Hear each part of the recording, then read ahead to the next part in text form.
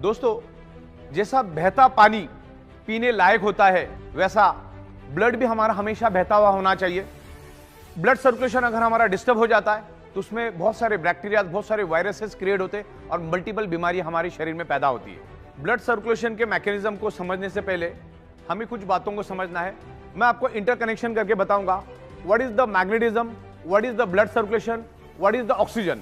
इसको हमको समझना है। जैसे आपको मैंने बताया कि हमारा शरीर सराउंडिंग की मैग्नेटिक फ्रीक्वेंसी को खींचता है, जिसके कारण हमारा हार्ट पंपिंग करता है। जैसे इलेक्ट्रिक पंप को चलने के लिए इलेक्ट्रिसिटी चाहिए, वैसे हमारे हार्ट को चलने के लिए पृथ्वी की नेचुरल मैग्नेटिक पावर चाहिए, जो आज हमें कम मात्रा में मिलती है। क्योंकि मैंने जैसे आपको कहा कि हमारे 3 फीट में लोहा है।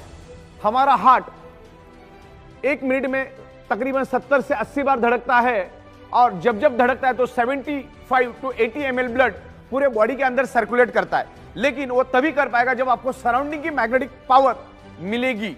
लेकिन आज वो मैग्नेटिक पावर कम मिलने के कारण हमारे हार्ट को जब 70 ml 80 ml ब्लड सर्कुलेट करना है, उसके जगह 60 ml 50 ml 40 ml सर्कुलेट करता है, जिससे each and every organ part को कम कम प्रोपोर्शन में ब्लड मिलता है। और कम प्रोपोर्शन में ब्लड मिलने के कारण ऑर्गन पार्ट कमजोर पड़ जाते हैं। जैसी मेरी भूख 4 रोटी की, लेकिन मुझे अगर 2 रोटी मिली तो मैं जैसे कमजोर हो जाऊंगा, वैसे ही हमारे ऑर्गन पार्ट का भी है। हार्ट ने अगर कम सर्कुलेशन दिया तो क्या होता है, each and every organ part को कम मात्रा में ब्लड मिलेगा।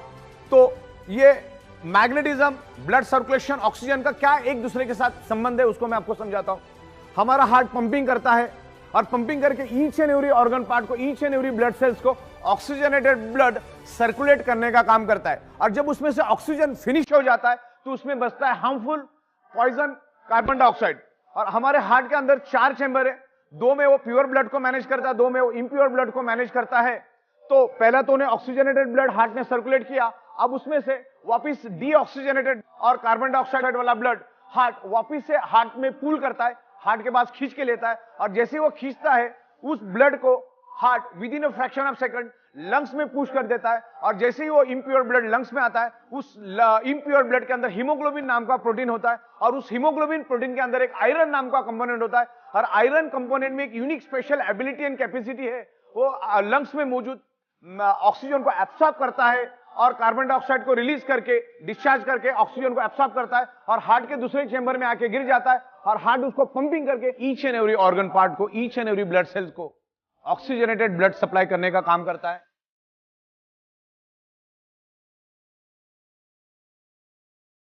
हार्ट जब डीऑक्सीजनेटेड ब्लड यानी कार्बन डाइऑक्साइड वाला ब्लड लंग्स में भेज देता है तो उसके अंदर का आयरन ऑक्सीजन को एब्सॉर्ब करना शुरू कर देता है।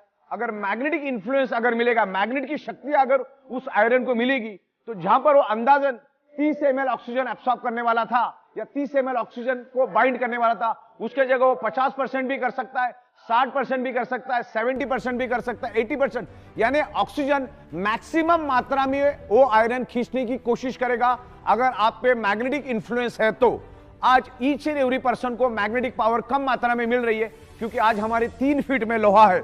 ये छत, ये फ्लोरिंग, आजू बाजू बीम कॉलम, सारे के सारे लोहे के, करोड़ों टन, अरबों खरबों टन का लोहा हमारे आजू बाजू में, बिल्डिंग के बाजू में बिल्डिंग, बिल्डिंग के बाजू में बिल्डिंग, कार, बाइक, बस, ट्रक, तमाम करोड़ों टन का लोहा एनवायरमेंट का, पृथ्वी की नेचुरल मैग्नेटिक को अपनी ओर खींचता है।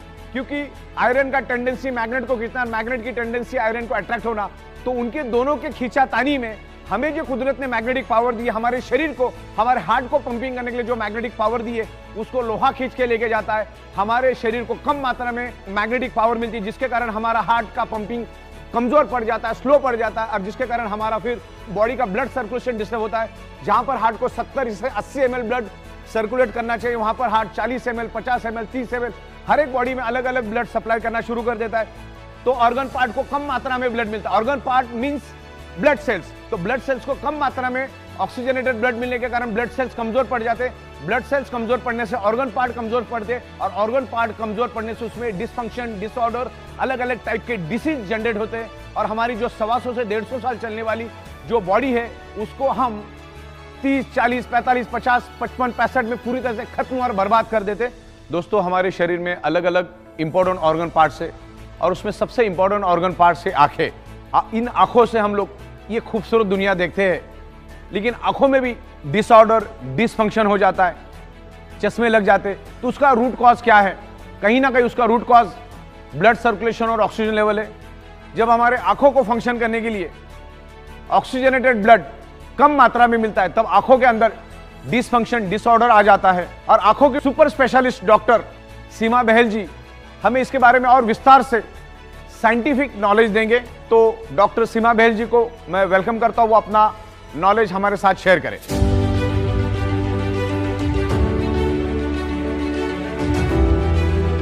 Hello friends, I'm Dr. Seema Bahel, an eye specialist in Mumbai, working for last 25-26 years. So today I'm just going to talk about the importance of blood circulation and oxygen levels in our body, especially eye. So as we know that blood circulation is important for our health and well-being. Suppose what happens if the blood circulation is cut to our body or it is diminished, we suffer, we get disease. For example, suppose the blood circulation to brain is cut, then we get stroke and paralysis. Suppose the blood circulation is cut from the heart, then we get heart attack and maybe we can die also if it's a massive. Suppose the blood circulation to extremities or any body part is cut, then we suffer from gangrene and various kind of problems because of that. Being an eye doctor, I would like to talk a little bit more about eyes. So the front portion of our eyes, that is the cornea. Suppose the blood circulation to cornea is compromised, what would happen? The transparent membrane will become hazy and we would not be able to see properly, we'll have pain, photophobia and all that. Suppose we cut the blood supply to the retina, what happens? It's like an eye stroke, the blood supply is not reaching retina. It becomes cloudy, hazy, swollen, your vision totally goes away. If not treated well in time, it could lead to blindness. So this is very well established that you have to have good blood supply and oxygen for eyes to, be normal. Now we have been through this pandemic which has lasted for 2 years. And I'm sure every one of you remember that we all bought what? What was that thing which we bought? Oximeters. We were checking our oxygen levels all the time. So that is because the COVID compromised the oxygen levels because lungs were affected. So that is how important the oxygen levels in the body is. बहुत बहुत धन्यवाद doctor Seema ji. Thank you very much. तो magnetism science को आपको बहुत deeply समझना है। Biomagnetism क्या है? बायोमैग्नेट आपके शरीर में ऑक्सीजन बढ़ाने का काम करता है आयरन की मदद से। हमारे ब्लड के अंदर जो आयरन है उसकी मदद से हमारे शरीर में ऑक्सीजन बढ़ता है, बस यही काम करता है। बस इतना भी समझ में आया तो बहुत बड़ी बात है। ये कौन सी बीमारी को ठीक करता है, ये कौन सी बीमारी को ठीक करने की दवा नहीं है। मैग्नेट आयरन की मदद से आपके लंग्स में से ऑक्सीजन को एब्सॉर्ब करता है, पूरे शरीर में बाइंड करता है।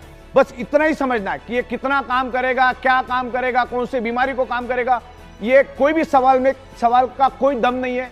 बस इतना ही समझना है, मैग्नेट आपके शरीर के अंदर जो ब्लड सेल्स के अंदर जो आयरन नाम के कंपोनेंट है उसके साथ वो अट्रैक्ट होता है, लंग्स में से ऑक्सीजन को खींचता है, बड़ी तादाद में मैक्सिमम ऑक्सीजन लेता है, पूरे शरीर के अंदर ऑक्सीजन को फैलाता है। और ब्लड सेल्स को हेल्दी रहने के लिए ऑक्सीजन ही चाहिए। ब्लड सेल्स हेल्दी तो organ part healthy, blood cells unhealthy तो organ part unhealthy. Blood cell dead तो बॉडी डेड। इस चीज को समझो, ना कि कौन से बीमारी को चलेगा और कितने दिन में काम करेगा। आपने आपके बॉडी के कितने चिथड़े उड़ाए उसके ऊपर ये काम करेगा। इसका कोई सटीक कैलकुलेशन नहीं है, 4 दिन, 10 दिन, 15 दिन, 25 दिन। आप आपके ब्लड सेल्स कितने डैमेज कर चुके हैं, आपका लाइफस्टाइल क्या है, आपका खाना पीना क्या है, आपका नशा करने का तरीका क्या है, आपका स्ट्रेस लेने का तरीका है, ये बहुत सारी चीजें इसमें मायने रखती है। लेकिन मैग्नेट क्या करता है, आपके शरीर को बैलेंस रखने में मदद करता है। किसी चीज की कोई बीमारी की दवा नहीं है। Magnet improves your blood circulation and by default enhance your oxygen level.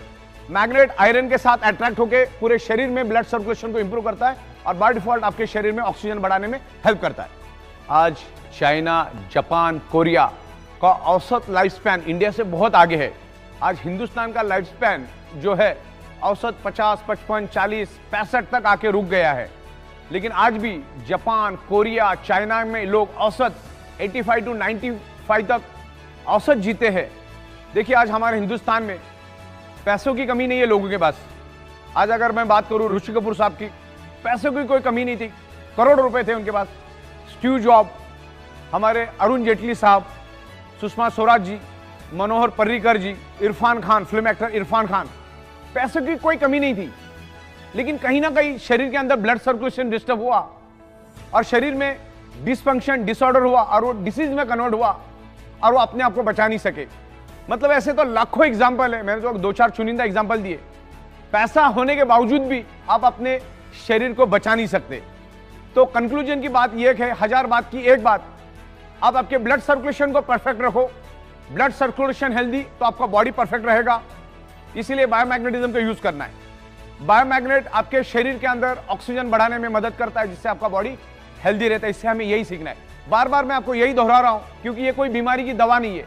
Magnetism क्या करता है, अर्थ, अभी समझने वाली बात है कि कुदरत ने अर्थ में मैग्नेटिक पावर क्यों डाली और हमारे शरीर में आयरन क्यों है। औसत हमारे शरीर में 4 ग्राम आयरन होता है और हमारे एनवायरमेंट में सब जगह पे मैग्नेटिक फ्रीक्वेंसी अवेलेबल है। इस रूम में सब जगह पे मैग्नेटिक फ्रीक्वेंसी अवेलेबल है। तो मैग्नेटिक फ्रीक्वेंसी और आयरन, इन दोनों का कनेक्शन समझना बहुत जरूरी है। हमारे शरीर में आयरन क्यों है और एटमॉस्फेयर में, एनवायरमेंट में मैग्नेटिज्म क्यों है। बायोमैग्नेटिज्म को पूरी दुनिया में कोई भी चैलेंज नहीं कर सकता है, क्योंकि एवरीवेयर इज बायोमैग्नेटिज्म। हमारी पृथ्वी खुद एक मैग्नेट